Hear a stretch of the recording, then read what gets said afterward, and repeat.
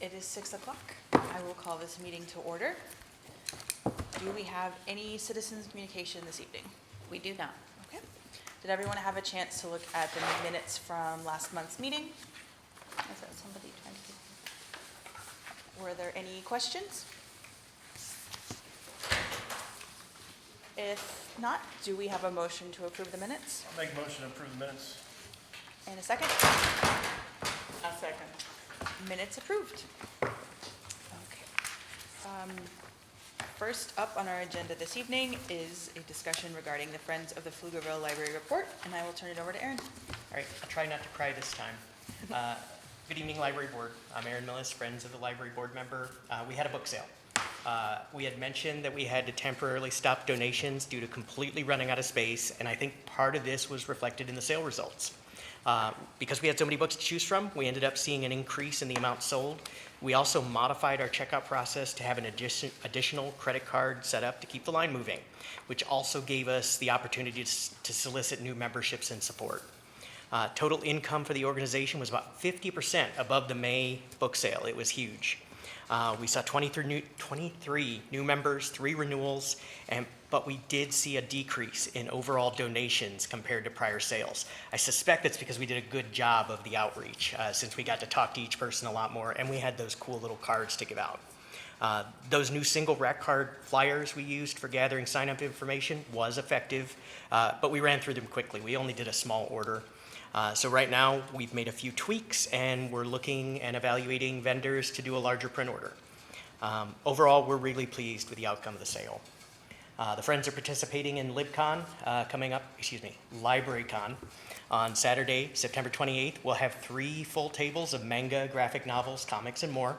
Our next book sale, which is the last of the year, will be on Friday, November 8th, and that's actually going to be our second of our 2 tax-free sales. Let's see, next board meeting next week, Tuesday, September 17th at 4 p.m. here at the library. And as always, our meetings are open to all Friends members. That's it. I don't have a whole lot this month. I appreciate you guys letting me give the report. Are there any questions, concerns, or communications you'd like me to relay to the Friends? There's a printing business called Horizon Printing right outside of Pflugerville on the other side of 35. Do you know how it's spelled? Horizon? Horizon. Horizon Printing. Talked to Dale Burnham. She's my wife's best friend from high school, so I might be able to get you a deal. Can I name drop? Yeah, All right, absolutely. I will do that. Anything else? Well, thank you. Don't see our student liaisons here, but did either one of them send any information for No. a student report? Okay. Then- One did call ahead and say she wasn't coming. Then we have the library director's report. Okay, I will have the end of year numbers for you for the October meeting. But right now, overall, the combined circulation, physical and electronic, exceeds last year. We do see our increase in electronic circulation. We knew that was going to happen because of people becoming more comfortable with the technology and also more people having a device. I don't think that we'll see at any time in the next decade probably that print would be going away, but we may continue to see that drop a little bit. For sure, DVD checkouts have been down because people are using streaming services, so we're going to see that fall, and we'll probably see the CD and CD books go down also. In-house computer use is close to what it was last year. Our visits are really close to what they were last year, so I'm not concerned about that. And we still have our biggest event coming up, which is LibCon. And our programs are pretty close, or a little bit more than they were last year as far as attendees go. So in August, most of our programs are on hiatus. We still have a few, but most of it is not happening in August, so that our programmers can breathe a little bit before they jump into LibCon. We do have new AV, though, throughout the building, and right now it's working really well. And, a few weird little glitches a lot of that was just user error. So we're pretty pleased with it right now. And these are they have a local office, so it's going to be much easier if we have problems to have somebody come out and help us with that than it was in the past, where we would have to, I'll wait for a second, okay? It's okay. The company that we were using previously did not have representation nearby, so it took a very long time to get anything. I think we waited almost a year for a light bulb or some, no, it was a part. It was a part. It was a part for the projector. So that is not going to happen again. I am asking them about some sort of like regular maintenance or upgrade solution for the future so that we don't run into this problem again. And I have not heard back from them yet, but hopefully. So the budget, did I have that on here? Budget. Because if I do, I'm not going to talk about it till then. Yeah, okay, so I'll wait on that. Henry Pfluger's birthday at Heritage House was great. Everybody had an awesome time. Voter registration, we are offering it actually it's now 6 days a week since I wrote this, I believe. Yeah, 6 days a week. With our deputy registrars, they are nonpartisan.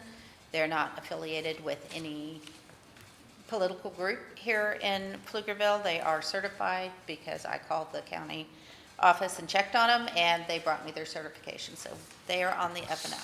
We also have voter registration available on Wednesdays in Vietnamese, and we have Spanish on demand because we have those people who speak those languages on staff who are also certified voter registrars. And that's it.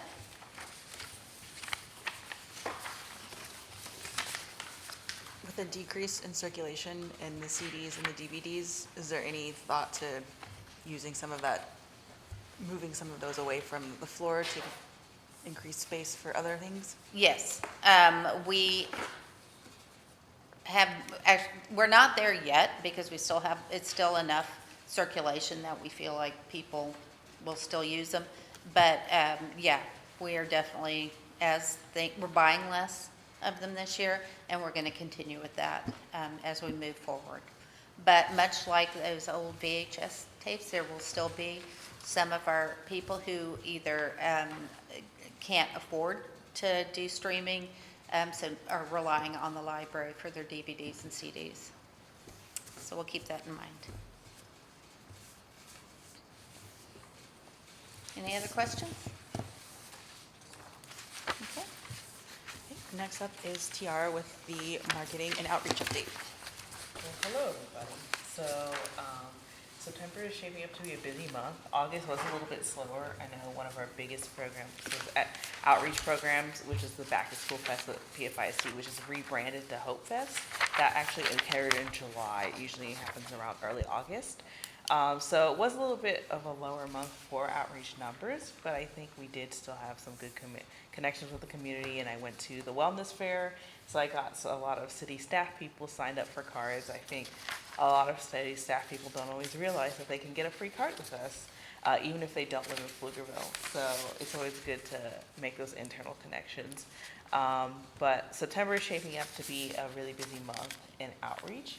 I signed up for a few extra outreach with some community partners. I'll be going to Music in the Park on Sunday, September 22nd, I believe, because it's ahead of LibraryCon, so trying to promote that as well. And then also I've been working with Austin Pets Alive Pflugerville. They just opened a retail store, so sometimes I will put up tables at their events, so I'll be going there this weekend.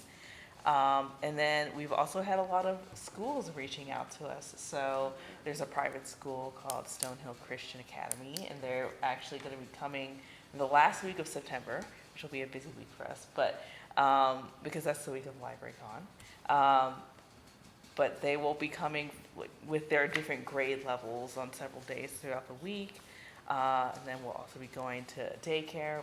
We've been getting lots of back to school requests, which reminded me, Jennifer mentioned that if we ever do get slammed with requests, she said that you guys might be interested in doing some sort of outreach. Is that Would that be something you'd be interested in considering for if I reach out via email ahead of time? Okay, cool, awesome. I'll be sure to include you guys on emails. I've been emailing the friends as well with some requests that I'm a little I could use some backup on, or maybe the staff members can't go, but I could use a second person. So yeah, that's my main update for marketing and outreach. And then I have another item for other items. Any questions? And back to, oh, I don't have a question about the outreach, but I do have a question about the student liaisons. We don't have anybody from Pflugerville or Connolly. Are we able to reach out again and see? I mean, We like, can. because Pflugerville is like a block away. Like Yeah. Connolly, I can see them being a little difficult to get over here, but we should Well, get, Connolly is problematic because of the highway. yeah. So, but we'll try with Pflugerville also. And then I wanted to ask, are we prepared for any grants or anything coming up in 2025? Our children's department often is looking at grants. We automatically we apply for things like performance grants. So that's going to be money that helps offset the cost of having performers come, or some of the programs that we do. And we participate in some of the state ones for the state library. Like there's a rebate, I think, for interlibrary loan and for our text share also. I'm not educated on it at all. Does the government like reallocate money every year for libraries and stuff like that? Not every year. It's and generally it doesn't do it for an individual library. It'll do it for like the state library, and then the state library will then funnel those funds out in whatever way they think is appropriate. There is something called E-rate, which helps with the cost of connectivity. It's not a huge amount of money, but when a library gets money from the federal government, then they are required to do the SIPA, which is Children Internet Protection Act, which is basically locking down all of the computers for the public and filtering everything. So we don't do E-rate because we don't filter our computers. Yeah. Thank you.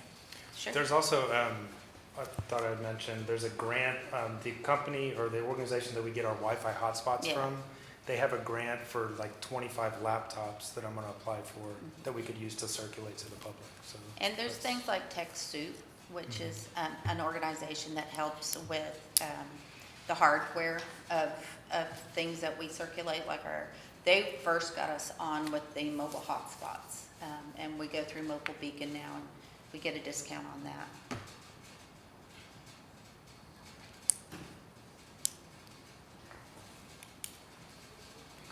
that will lead us into the library budget process or progress.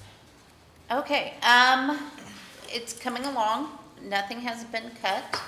We, again, are not going to get the positions that we asked for, but nobody is. And they have to vote on it on the 24th. So fingers crossed, nothing happens between now and then. That'll be the last council meeting of the fiscal year. So far, so good. That's it.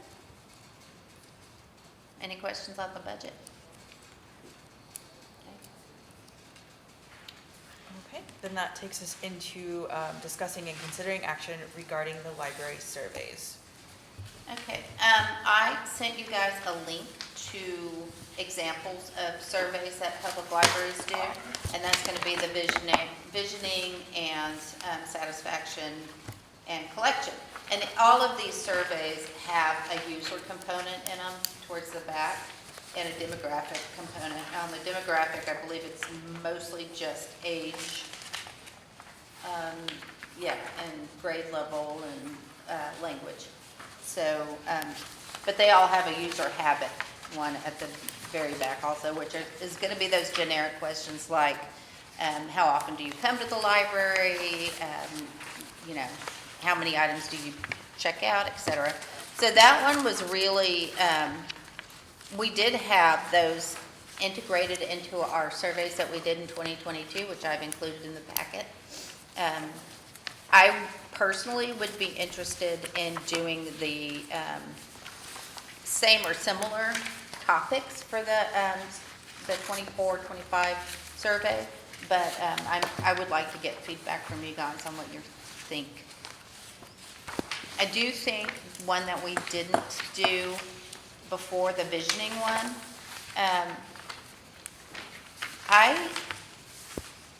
if I were to do this one, and when I look at the word visioning, this is what came into my head, but it's really not that. I would do it more as a forward-thinking sort of survey, like what would you like to see in 10 years in your library, et cetera, that sort of thing.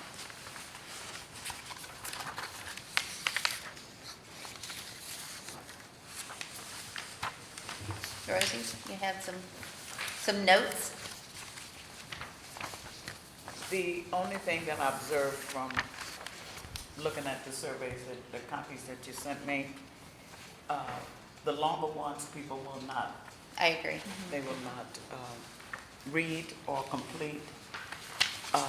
What I was looking at, but what was the most useful one that we can use to make any changes if necessary? So the shorter versions that told you about satisfaction, leaving room for the short survey that I saw that asked, what do you value most about the library? How could they be improved? Those are that one. That was the one I liked the most, that I thought that we could use the information more appropriately. Yeah. Without having people to sign up. They just won't complete a longer survey. They just won't. Yeah, I agree. Also, in this satisfaction survey template, I think that there's just too much Yes. going on there. Yes. I would not finish it myself. Right. I'd be like, nope. Right. So, yeah, I think that we could definitely pare these down quite a bit. Yeah. The short survey was a one-pager, the one that I just read, and to me that will give you information to improve if necessary. And it gives you an opportunity to write down anything that you were either dissatisfied with or recommending that we could improve. It's just one page. Okay.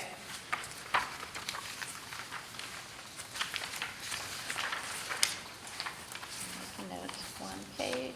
So, are y'all good with like 10 questions without like 14 questions within each question? 10?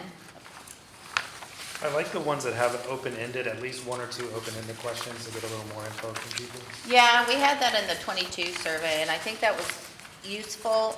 One thing that I didn't find very useful in the 22 survey, and I don't think that we're going to have to do it this year, was the platform that Gwen used, because when I got the data from it, it was a hot mess, and then I had to figure it all out, and it took a really long time. So, not to disparage her or anything, I just was not happy with that platform. I've talked to communications, and I think they're going to let us use their SurveyMonkey account, which everybody's familiar with, and it goes quickly, and I think we can do that. Okay, so survey. So and we can do multiple surveys throughout the year, like quarterly. So we can do what topics? I don't want to throw topics out there because I want you guys to tell me what you want. What topics do you think those surveys should be on? For example, collection, use, future, digital, whatever. We'll need 4. I would be interested in the future aspect, definitely, because I think that when we were looking at the budget, that's the thing that kind of came up the most, is just like, it's hard to know what we want to budget for if we don't really know what the population wants, or is hoping for. And like, obviously, you know, we would love to grow, and that would be great, and we have the population obviously is growing, but like, where would we most be beneficial, things like that. So I would definitely want to do one Okay. centered around that. I think you could get the information we need about usage, you could probably determine from a survey focusing on technology, since I also think people are going to respond to how they're using the library versus the stats we can pull of this is how much we're actually, like, we know how many physical books they're checking out versus digital books. So when you've got people being like, oh no, I come in and I read a physical book, like, well, have you? Everybody wants to be a lot better in surveys, I do. So I don't, if we're going for 4, I would just worry that use would give us information that we could probably figure out somewhere Okay. else combined with what we already know because we have tangible numbers versus information in the collection that could be what are people like looking for that we don't have. Yeah, I think use could probably be integrated into all 4 in different ways. Like I wouldn't ask the same question in all 4. But. Are you able to run a report like on what people are checking out, like 60% horror, 30% sci-fi, 10% history, like genres? That gets more difficult because there's a genre and then subgenre, et cetera, et cetera. I can do things like children's books, children's nonfiction, why is it not in my head? The graphic novels check out. I can do, I could try and do one that digs deeper, but I'll have to get back with you on that because I'm not completely sure that our library or integrated library system will let me dig down that deeply. But Well, and not that you need to do all that work, but the reason I ask is because if we have a survey about like what books are you checking out, what genres do you like, what would you like to see, that'll help us plan for, if 80% want, history, then maybe we need to increase our history library or something like that. Yeah, I agree. And I think that we could do that under our collection. That'll take care of electronic and print use, and which will be different, I think, from a digital one or a technology one. I think another good one would be programs, events. I mean, events are a big part of the library. They bring a lot of people in, especially from the community. What did they like? What didn't they like? What would they like to see in the future? I'd be interested in soliciting, I think some of these examples kind of get to that feedback and kind of satisfaction from like different age groups. Okay. Understanding parents that have young children or maybe youth going through adult and then maybe serving an elderly population, just to make sure that we're reaching our entire community. And that might extend to maybe, I don't think it needs to be more than maybe a question, but satisfaction on our like cultural programming. Mm-hmm. Okay.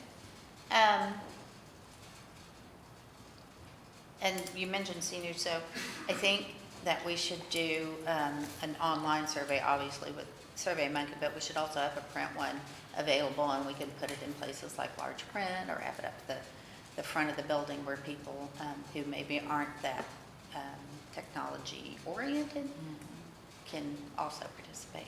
I think that would make that population a lot more comfortable filling out the survey. Yeah. When you mentioned 10 questions, capping that for the surveys, did that include some of these demographic questions? I think that if we include demographic and some of the use ones within those 10, we're not going to get as much information, I think. What do you guys think about as far as demographics and the more generic questions, maybe 5 for each survey, and then we'll have the 10? I can bring examples of both next time. And next time also, we'll get into the actual questions that we want to have in there. But I need all this feedback right now so I can build it. I don't think that would be overwhelming if it also correlated to like the type of questions. There's a big difference between circling, oh, I like this, and then something that requires, like some of these where you have to fill out like a number for each line item. So I think overall, would be important to me in a survey is less the true number of questions and more the time of filling it out and trying to keep that Okay. to something reasonable. Yeah, okay.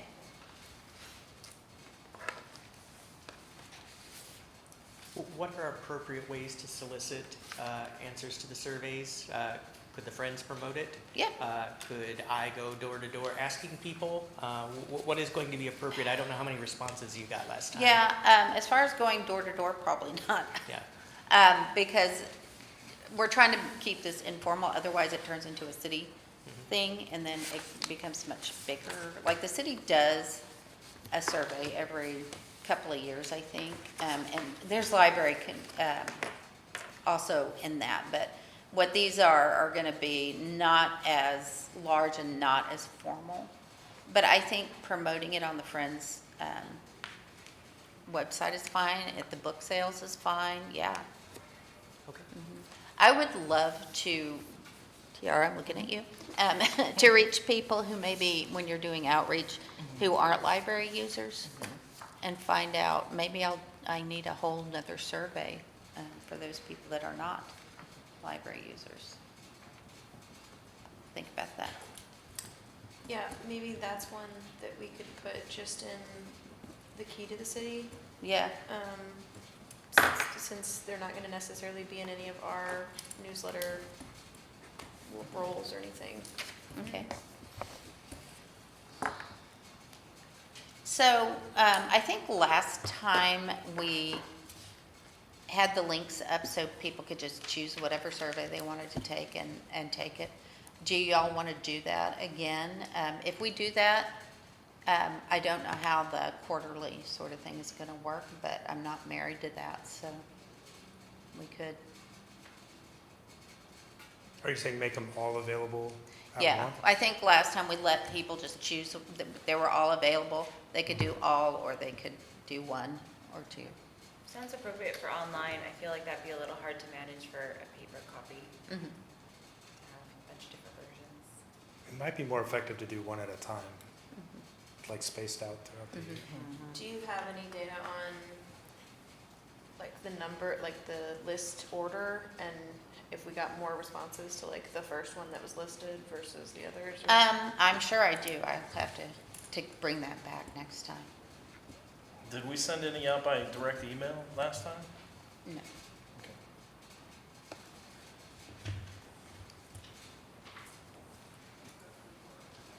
I'd like to see that. I also am leaning toward one at a time, but it may be interesting to see.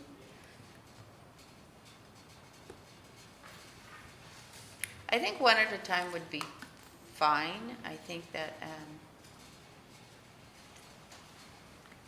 yeah, I think it would be fine. But I'll bring that back and we'll dig down a little deeper into that. I don't know how, this may be too time consuming, but if we did, I agree, I think doing one at a time, you wouldn't have that like survey fatigue and drop off after you've completed maybe 2 or 3. But then to ensure that like they come back the next month, the next quarter to get it, would there be a way within that survey, if just one of them was like, if you would like an email reminder when the next one comes available, they have to give us their email, but then we could just pull a list and send I'll out check. something to them to be like, hey, the next one's up. That's a good idea. And then if they're like, I don't want to talk to you ever again, they don't have to. Did we do a raffle or anything last time? I don't remember. Is that something we could do? We cannot call it a raffle. Okay, We- a waffle? Because the state of Texas is Right. considered gambling. Yeah. We could do a drawing. And could that be maybe one of the Friends of the Library, they donate like a, That would be up to the friends. I can ask them. The answer's going to be probably. You do where every survey you get a ticket for for whatever you're giving away. So that way, if they do 5 surveys, they get 5 chances, and if they do 1, they get 1. That's a good idea.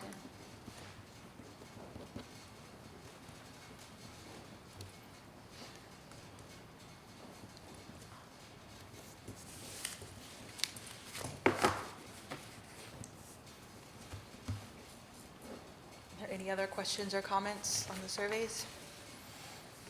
Okay, in that case, we will table this until a later meeting when Jennifer can play around with the feedback that we've given tonight. Which takes us to our last topic for the evening, which is discuss and consider action regarding the library mascot. And back over to Tiara. All right, sounds great.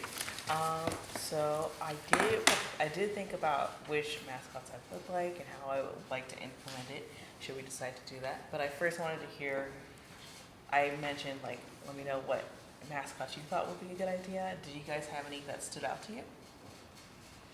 Did the packet go out to everybody with the names and the animals? I'm actually not sure. Actually, that might have been my bad. I don't know if I forwarded it. My bad. I'm sorry. I did send it to Jennifer, but that was more for her review than to forward to the board. So that was my mistake. I apologize.